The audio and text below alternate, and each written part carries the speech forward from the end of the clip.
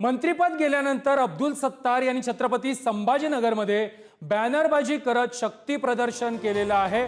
संभाजीनगरच्या मुख्य रस्त्यावरती आणि चौकामध्ये भव्य बॅनरबाजी करण्यात आलेली आहे। वाढदिवसानिमित्त संभाजीनगर मध्ये हजारो बॅनर्स हे लावण्यात आलेले आहेत। मंत्रिपद गेल्यानंतर सत्तार पहिल्यांदाच शक्ती प्रदर्शन करताना पाहायला मिळतात।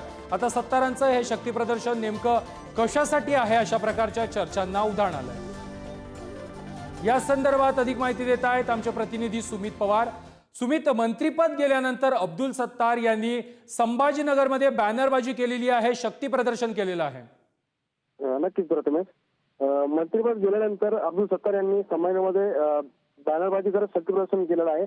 आज 1 जानेवारी रोजी अब्दुल सत्तार यांचा वाढदिवस असतो। त्या अनुषंगाने दरवर्षी ते सिल्लोड शहरामध्ये वाढदिवसाची तयारी करतात, ते साजरे करतात।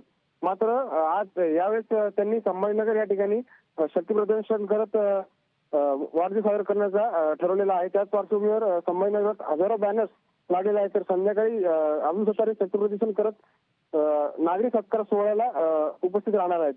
मंत्रिपद गेल्यानंतर सत्तारांचे पहिले शक्ती प्रदर्शन असल्याने नेमकं हे शक्ती प्रदर्शन करण्यासाठी अशा प्रश्नांना आता उधाण आलेलं आहे।